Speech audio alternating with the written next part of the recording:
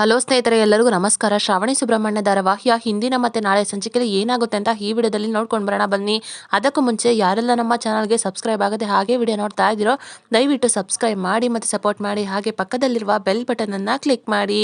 ಸಂಚಿಕೆಯಲ್ಲಿ ಮೊದಲಿಗೆ ಮದನ್ ಅವ್ರಿಗೆ ಸಾವಿತ್ರಿಗೆ ತಾಳಿ ಕಟ್ಟು ಅಂತ ಹೇಳ್ತಾ ಇರ್ತಾರೆ. ಆಗ ಅವರು ಯೋಚನೆ ಮಾಡ್ತಿರ್ಬೇಕಾದ್ರೆ ಸುಬ್ಬು ಅವರು ಗಂಧನ ತೋರಿಸಿ ಮತ್ತೆ ಹೆದರಿಸ್ತಾರೆ. ವಿಡಿಯೋ ಕಾಲಲ್ಲಿ ವಿಜಯಾಂಬಿಕಾ ಅವರು ಕೂಡ ಇರ್ತಾರೆ. ಆಗ ಶ್ರಾವಣಿ ಅವರು ಕೂಡ ತುಂಬಾನೇ ಖುಷಿ ಪಡ್ತಿರ್ತಾರೆ. ಆಗ ಮದನ್ ಅವರು ಸಾವಿತ್ರಿಗೆ ತಾಳಿನ ಕಟ್ತಾರೆ. ಅಲ್ಲಿಂದನೇ ನೋಡ್ತಾ ಇರೋಂಥ ವಿಜಯಾಂಬಿಕಾ ತುಂಬಾನೇ ಬೇಜಾರು ಮಾಡಿಕೊಂಡು ಕೋಪದಲ್ಲಿ ಆವೇಶದಲ್ಲಿ ಕಣ್ಣೀರನ್ನ ಸುರಿಸ್ತಾ ಇರ್ತಾರೆ. ಈ ಕಡೆ ಮದನ್ ಸಾವಿತ್ರಿಗೆ ತಾಳಿ ಕಟ್ತಾರೆ. ನಂತರ ಮದುವೆ ಕೂಡ ಮುಗಿಯುತ್ತೆ. ಆಗ ಸಾವಿತ್ರಿ, ಮದನ್, ಶ್ರಾವಣಿ, ಸುಬ್ಬು ಕೂಡ ಎಲ್ಲರೂ ಒಂದ್ ಕಡೆ ಬಂದು ನಿಂತ್ಕೊಂಡು ಮಾತಾಡ್ತಾ ಇರ್ತಾರೆ. ಆಗ ಶ್ರಾವಣಿಯವರು, ಯಾಕೆ ಮದನ್ ತುಂಬಾನೇ ಕೋಪ ಬರ್ತಾ ಇದ್ಯಾ, ಕೆಂಡ ತರ ಕಾಡ್ಬೇಕು ಅಂತ ಅನ್ನಿಸ್ತಾ ಇದ್ಯಾ, ಇಷ್ಟೆಲ್ಲ ನಡೆದಿದ್ಮೇಲೆ ಕೋಪ ಮಾಡ್ಕೋಬೇಕಾಗಿರೋದು ಸಾವಿತ್ರಿ. ಆದ್ರೆ ಸಾವಿತ್ರಿನೇ ಕೋಪ ಮಾಡ್ಕೊಳ್ದೆ ದೇವರತೆ ರೀತಿ ನಿನ್ ಜೊತೆ ಜೀವನ ನಡೆಸ್ಬೇಕು ಅಂತ ಸುಮ್ಮನಾಗಿದ್ದಾಳೆ. ಹೀಗಿರ್ಬೇಕಾದ್ರೆ ನೀನು ಅವಳನ್ನ ತುಂಬಾನೇ ಚೆನ್ನಾಗಿ ನೋಡ್ಕೋಬೇಕು, ಪ್ರೀತಿಯಿಂದ ನೋಡ್ಕೋಬೇಕು. ನೀನು ಈ ರೀತಿ ಮಾಡ್ಲಿಲ್ಲ ಅಂತ ಅಂದಿದ್ರೆ ನಿನ್ಗೆ ಜೈಲ್ ಪಾಲಾಗ್ತಿತ್ತು ಗೊತ್ತಾ ನಿನ್ಗೆ ಅಂತ ಹೇಳ್ತಾರೆ. ಆಗ ಸುಬ್ಬು ಅವರು, ನೋಡು ಮದನ್ ಸರ್, ಯಾಕೆ ಈ ರೀತಿ ಯೋಚನೆ ಮಾಡ್ತಾ ನಿಂತಿದ್ದೀರಾ, ಇನ್ನು ಮುಂದೆ ಸಾವಿತ್ರಿನ ತುಂಬಾನೇ ಚೆನ್ನಾಗಿ ನೋಡ್ಕೋಬೇಕು. ನೀವು ಈ ರೀತಿ ಹೆಣ್ಣಿಗೆ ಅನ್ಯಾಯ ಮಾಡಿದ್ರೆ ನಿಜವಾದ ಗಂಡಸು ಅಂತ ಅನ್ನೋದಿಲ್ಲ. ಹೆಣ್ಣಿನ ಜೊತೆ ನಿಲ್ಬೇಕು, ಅದು ನಿಜವಾದ ಗಂಡಸು. ಹೆಣ್ಣು ಕಷ್ಟದಲ್ಲಿ ನಿಂತಾಗ ಅವಳ ಜೊತೆ ಬೆನ್ನೆಲುಬಾಗಿ ನಿಲ್ಬೇಕು, ಅವನೇ ನಿಜವಾದ ಗಂಡಸು. ಹೆಣ್ಣನ್ನ ಒಬ್ಳು ದೇವತೆಯಾಗಿ ಕಾಣಬೇಕು, ಅವನನ್ನೇ ನಿಜವಾದ ಗಂಡಸು ಅಂತ ಹೇಳೋದು, ಅರ್ಥ ಮಾಡ್ಕೊಳ್ಳಿ ಅಂತ ಹೇಳ್ತಾ ಇರ್ತಾರೆ. ಆಗ ಶ್ರಾವಣಿಯವರು, ಸುಬ್ಬು, ನೀನು ಹೇಳ್ತಾ ಇರೋದು ಅವನಿಗೆ ಅರ್ಥ ಆಗ್ತಿದ್ಯೋ ಇಲ್ವೋ ಗೊತ್ತಿಲ್ಲ, ಆದರೆ ನನಗಂತೂ ಅರ್ಥ ಆಗ್ತಿದೆ. ಯಾಕೆ ನೀನು ಒಂದ್ಸಲಿ ನಿನ್ನ ಮನಸ್ಸಲ್ಲಿರೋ ಪ್ರೀತಿನ ನನ್ನ ಹತ್ರ ಹೇಳ್ಕೋಬಾರ್ದು, ಅದಕ್ಕೋಸ್ಕರ ನಾನು ಕಾಯ್ತಾ ಇದ್ದೀನಿ ಸುಬ್ಬು ಅಂತ ಮನಸ್ಸಲ್ಲೇ ಅಂದ್ಕೊಳ್ತಾ ಇರ್ತಾರೆ. ಆಗ ಸಾವಿತ್ರಿ ಅವರು ಶ್ರಾವಣಿ ಮತ್ತು ಸುಬ್ಬು ಕಾಲಿಗೆ ಬೀಳೋದಕ್ಕೆ ಅಂತ ಬರ್ತಾರೆ. ಇದೆಲ್ಲ ಏನೋ ಬೇಡ ಅಂತ ಶ್ರಾವಣಿ ಮತ್ತು ಸುಬ್ಬು ಎಬ್ಬರಿಸ್ತಾರೆ. ಆಗ ಸಾವಿತ್ರಿ ಅವರು, ತುಂಬ ಥ್ಯಾಂಕ್ಸ್ ಶ್ರಾವಣಿ, ಸುಬ್ಬು, ಈ ಥರ ನನ್ನ ಜೀವನ ಚೆನ್ನಾಗಾಗಿದೆ ಅಂತಂದರೆ ಅದಕ್ಕೆ ನೀವೇ ಕಾರಣ. ನನ್ನ ಲೈಫು ಏನಾಗುತ್ತೋ ಅಂತ ನನಗೆ ತುಂಬಾ ದುಃಖ ಆಗಿತ್ತು, ಆತಂಕ ಆಗಿತ್ತು, ಆದರೆ ನನ್ನ ಜೀವನನೇ ಬದಲಾಗ್ಬಿಡ್ತು, ಅದಕ್ಕೆಲ್ಲ ನೀವೇ ಕಾರಣ ಅಂತ ಅಳ್ತಾ ಕಣ್ಣೀರು ಹಾಕ್ತಾ ಇರ್ತಾರೆ. ಆಗ ಶ್ರಾವಣಿ ಮತ್ತು ಸುಬ್ಬು, ಇಷ್ಟೆಲ್ಲ ಮಾತಾಕೆ, ನೀನು ಇನ್ನು ಮುಂದೆ ಚೆನ್ನಾಗಿರಬೇಕು, ನಿನ್ನ ಜೀವನ ಬದಲಾಗುತ್ತೆ, ನಿನಗೇನೇ ಕಷ್ಟ ತೊಂದರೆ ಬಂದರೂ ನಾವಿದ್ದೀವಿ ಅನ್ನೋದನ್ನು ಯಾವುದೇ ಕಾರಣಕ್ಕೂ ಮರಿಬೇಡ, ನೀನು ಧೈರ್ಯವಾಗಿರಬೇಕು ಸಾವಿತ್ರಿ ಅಂತ ಹೇಳ್ತಾ ಇರ್ತಾರೆ. ಆಗ ಸುಬ್ಬು ಅವರು, ಹೌದು ಸಾವಿತ್ರಿ, ನೋಡಿ ಇಬ್ಬರಿಗೂ ಕೂಡ ಗಂಡ ಹೆಂಡತಿ ಅಂತ ಅಂದಮೇಲೆ ಒಬ್ಬರ ಮೇಲೆ ಒಬ್ಬರಿಗೆ ಹಕ್ಕಿರುತ್ತೆ, ಹಾಗಂತ ತಾಳಿ ಕಟ್ಟಿಸ್ಕೊಂಡು ಮಾತ್ರಕ್ಕೆ ಗಂಡನ ಮಾತೆ ಕೇಳಬೇಕು ಅಂತ ಏನಿಲ್ಲ ಸಾವಿತ್ರಿ. ನೀನು ಆರಾಮಾಗಿ ಧೈರ್ಯವಾಗಿರೋ, ಅವ್ನು ಹೇಳಿದ್ದಕ್ಕೆಲ್ಲ ತಲೆ ಆಡಿಸ್ಬೇಕು ಅಂತ ಏನಿಲ್ಲ, ನೀನು ಧೈರ್ಯವಾಗಿದ್ದಷ್ಟು ನಿನ್ನ ಜೀವನ ಚೆನ್ನಾಗಿರುತ್ತೆ. ಅವನೇನಾದರೂ ಚೆನ್ನಾಗಿ ನೋಡ್ಕೊಳ್ಳಿಲ್ಲ ಅಂತ ಅಂದರೆ ನೀನು ಹೇಳು. ನೋಡಿ ಮದನ್ ಸರ್, ಮನೆಗೆ ಹೋಗಿದ ತಕ್ಷಣ ಅವಳಿಗೆ ಟಾರ್ಚರ್ ಕೊಡೋದು, ಹಿಂಸೆ ಕೊಡೋದು, ಈ ರೀತಿ ಮಾಡಿದ್ರೆ ನಾವು ಮಾತ್ರ ಸುಮ್ಮನೆ ಇರೋದಿಲ್ಲ. ಅವಳನ್ನ ತುಂಬಾ ಪ್ರೀತಿಯಿಂದ ಜೋಪಾನವಾಗಿ ಕಣ್ಣಲ್ಲಿ ಕಣ್ಣಿಟ್ಟು ಕಾಪಾಡಿಕೊಂಡು ಅವಳನ್ನ ನೋಡ್ಕೋಬೇಕು, ಸರಿನಾ ಅಂತ ಹೇಳ್ತಾರೆ. ಆಗ ಮದನ್ ಅವರು ತುಂಬಾ ಕೋಪ ಮಾಡ್ಕೊಂಡು ನಿಂತಿರ್ತಾರೆ. ನೋಡು ಸಾವಿತ್ರಿ, ನೀನು ಆದಷ್ಟು ಧೈರ್ಯವಾಗಿರಬೇಕು, ಧೈರ್ಯವಾಗಿದ್ದರೆ ಯಾರು ಏನೋ ಮಾಡೋದಕ್ಕಾಗೋದಿಲ್ಲ. ತಪ್ಪು ಮಾಡಿರೋರ ಈ ರೀತಿ ಇರಬೇಕಾದ್ರೆ ನೀನು ಏನೂ ತಪ್ಪು ಮಾಡಿಲ್ಲ, ನೀನು ಈಗಿರುವಾಗ ಧೈರ್ಯವಾಗಿರಬೇಕು, ನಾವು ಯಾವ ಕ್ಷಣ ಆದರೂ ಕೂಡ ನಿನ್ನ ಜೊತೆ ಇದ್ದೇ ಇರ್ತೀವಿ, ಅದನ್ನು ಮಾತ್ರ ಮರಿಬೇಡ ಅಂತ ಹೇಳ್ತಾರೆ. ಶ್ರಾವಣಿ ಅವರು, ಸರಿ ಸಾವಿತ್ರಿ, ನೀವಿಬ್ಬರು ಇನ್ನು ಹೊರಡಿ, ಅಲ್ಲಿ ವಿಜಯ ಅತ್ತೆ ನಿಮಗೋಸ್ಕರ ಆರತಿ ಮಾಡೋದಕ್ಕೆ ಅಂತ ಕಾಯ್ತಾ ಇರ್ತಾರೆ, ನಡೀರಿ ಅಂತ ಹೇಳ್ತಾರೆ. ಆಗ ಮದನ್ ಅವರು ಸಾವಿತ್ರಿನ ಕರ್ಕೊಂಡು ಕಾರಲ್ಲಿ ಹೊರಡ್ತಾರೆ. ಈ ಕಡೆ ಶ್ರಾವಣಿ ಮತ್ತು ಸುಬ್ಬು ಕೂಡ ಹೊರಡ್ತಾರೆ. ಈ ಕಡೆ ವಿಜಯಾಂಬಿಕಾ ಅವರು ಫೋನಲ್ಲಿ ಮಾತಾಡಿದಾದ್ಮೇಲೆ ತುಂಬಾನೇ ಕೋಪ ಮಾಡಿಕೊಂಡು ಏನು ಮಾಡೋಕ್ಕಾಗದೆ ಅಸಹಾಯಕತೆಯಾಗಿ ಕಣ್ಣೀರಾಗ್ತಾ ಕೋಪ ಮಾಡಿಕೊಂಡು ಕೆಳಗಡೆ ಬರ್ತಾರೆ. ಆಗ ವೀರೇಂದ್ರ ಅವರು, ಆಗ ಏನಾಯ್ತು, ಏನು ಕತೆ, ಇನ್ನೂ ಬರಲಿಲ್ವಾ ಅವನು, ನಾನೇ ಮಾತಾಡ್ತೀನಿ, ಸುರೇಂದ್ರ ಫೋನ್ ಕೊಡು ಅಂತ ಹೇಳ್ಬಿಟ್ಟು ಫೋನನ್ನು ಇಸ್ಕೊಂಡು ಫೋನ್ ಮಾಡ್ತಾರೆ ಮದನ್ಗೆ. ಅಷ್ಟರಲ್ಲಿ ಮದನ್ ಫೋನ್ ರಿಂಗ್ ಆಗೋದು, ಅಲ್ಲೇ ಶಬ್ದ ಕೇಳಿಸುತ್ತೆ. ಇದೇನಿದು, ಫೋನ್ ಇಲ್ಲೇ ರಿಂಗ್ ಆಗ್ತಿದೆಯಲ್ಲ, ಇಲ್ಲೇ ಸೌಂಡ್ ಕೇಳಿಸ್ತಾ ಇದೆಯಲ್ಲ ಅಂತ ಯೋಚನೆ ಮಾಡ್ತಿರ್ತಾರೆ. ಅಷ್ಟರಲ್ಲಿ ಮದನ್ ಮತ್ತು ಸಾವಿತ್ರಿ ಇಬ್ಬರು ಕೂಡ ಒಳಗಡೆ ಬಂದೇ ಬಿಡ್ತಾರೆ. ಅವರಿಬ್ಬರನ್ನ ನೋಡ್ಬಿಟ್ಟು ಎಲ್ಲರೂ ಕೂಡ ಶಾಕ್ ಆಗ್ತಾರೆ. ಸಾವಿತ್ರಿ ಮತ್ತೆ ಮದನ್ನ ನೋಡ್ಬಿಟ್ಟು, MP ಮಗಳು, ಡ್ಯಾಡ್ ನಾವು ಮೋಸ ಹೋದ್ವಿ ಡ್ಯಾಡ್, ನಂಬ್ಕೊಂಡಿದ್ದೆಲ್ಲ ಹಾಳಾಗೋಯ್ತು ಅಂತ ಹೇಳ್ತಾ ಇರ್ತಾರೆ. ಆಗ MP ಅವರು ಕೂಡ ತುಂಬಾನೇ ಕೋಪ ಬರುತ್ತೆ. ಏನ್ರಿ ವೀರೇಂದ್ರ ದೇಸಾಯಿ, ಇದೆಲ್ಲ ಏನಿದು ಅಂತ ಹೇಳ್ತಾರೆ. ಆಗ MP ಸಾಹೇಬ್ರೆ, ನನಗೂ ಗೊತ್ತಿಲ್ಲ ಅಂತ ಹೇಳೋದಕ್ಕೆ ಹೋಗ್ತಾರೆ. ಸಾಕು ನಿಲ್ಲಿಸ್ರಿ, ನಾಟಕ ಮಾಡಬೇಡಿ, ಈ ಥರ ಎಲ್ಲ ಕೆಲಸನ ನೀವೇ ಮಾಡಿಸಿ ಈಗ ನನಗೇನು ಗೊತ್ತಿಲ್ಲ ಅಂತ ನಾಟಕ ಮಾಡ್ತಿದ್ದೀರಾ ಅಂತ ಹೇಳ್ತಾರೆ. ಆಗ ಸುರೇಂದ್ರ ಅವರು, ಹೇ ಮದನ್, ಏನೋ ಇದೆಲ್ಲ ಯಾಕೀಗ ಮಾಡಿದೆ, ಏನೋ ಅಂದ್ಕೋಬೇಕು, ಹೇಳೋ ಮಾತಾಡೋ ಅಂತ ಕೇಳ್ತಾ ಇರ್ತಾರೆ. ಆಗ MP ಸಾಹೇಬ್ರಿದ್ದವರು, ಏನು ಇದೆಲ್ಲ, ಏನ್ರಿ ವೀರೇಂದ್ರ ದೇಸಾಯಿ ಈ ಥರ ಮಾಡ್ತೀರಾ ಅಂತ ನಾನು ಎಕ್ಸ್ಪೆಕ್ಟ್ ಮಾಡಿರಲಿಲ್ಲ ನಿಮ್ಮಿಂದ, ಇದರಲ್ಲಿ ಕೊನೆಗೂ ತೋರಿಸ್ಬಿಟ್ರಲ್ಲ ನಿಮ್ಮ ರಾಜಕೀಯ ಬುದ್ಧಿನ, ನೀವು ಮಾಡಿರೋ ಈ ತಪ್ಪಿಗೆ ಸರಿಯಾದ ಬೆಲೆನ ತೆರಲೇಬೇಕಾಗುತ್ತೆ ಅಂತ ಹೇಳ್ಬಿಟ್ಟು ಕೋಪ ಮಾಡಿಕೊಂಡು ನಮಗೆ ಅವಮಾನ ಮಾಡ್ತೀರಾ ಅಂತ ಜೋರಾಗಿ ಬೈದ್ಬಿಟ್ಟು ಅಲ್ಲಿಂದ ಅವ್ರ ಸಂಬಂಧಿಕರ ತನ್ನ ಮಗಳನ್ನ ಕರ್ಕೊಂಡು ಹೊರಟ್ಬಿಡ್ತಾರೆ. ಆಗ ಎಲ್ಲರೂ ಮನೆಯವರೆಲ್ಲರೂ ಕೂಡ ಅವ್ರನ್ನ ನೋಡ್ಬಿಟ್ಟು ಶಾಕ್ ಆಗ್ತಾರೆ.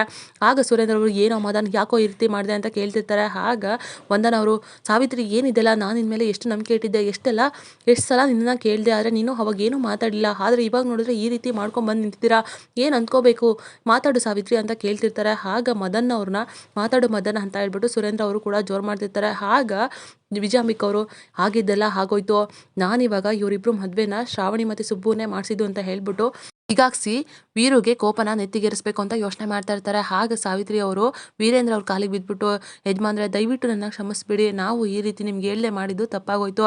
ನಾವು ಮಾಡಿದ್ದು ತಪ್ಪೆ. ನಾವು ಮಾಡಿರೋ ತಪ್ಪಿಗೆ ನೀವೇನು ಶಿಕ್ಷೆ ಕೊಟ್ಟರು ಕೂಡ ನಾವು ಅನುಭವಿಸ್ತೀವಿ.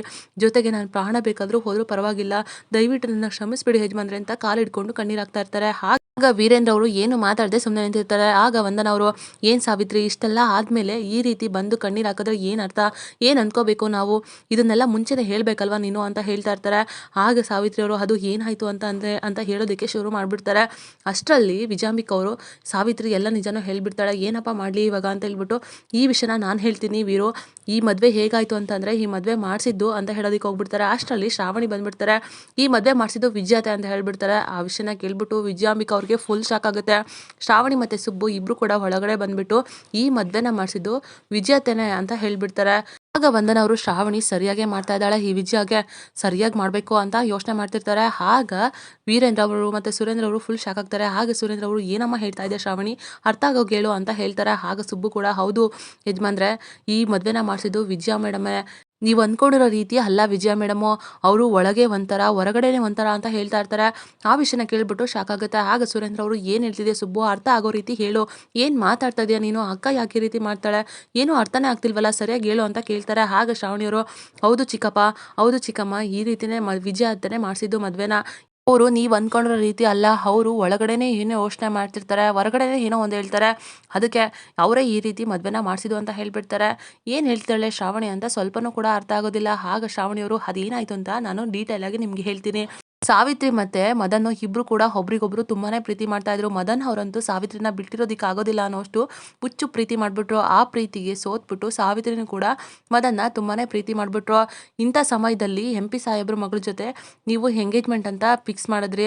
ಅದಕ್ಕೆ ವಿಜಯ ಮೇಡಮ್ಗೆ ಈ ವಿಷಯನ ನೈಟೇ ಹೋಗ್ಬಿಟ್ಟು ಮದನ್ನ ಮತ್ತೆ ಸಾವಿತ್ರಿ ಇಬ್ರು ಹೇಳಿದ್ರು. ಆ ವಿಷಯನ ಕೇಳ್ಬಿಟ್ಟು ಏನು ಮಾಡಬೇಕು ಅಂತ ಗೊತ್ತಾಗದೆ ತುಂಬಾನೇ ಹೊದಾಡಿದ್ರು ವಿಜಯ ಅತ್ತ.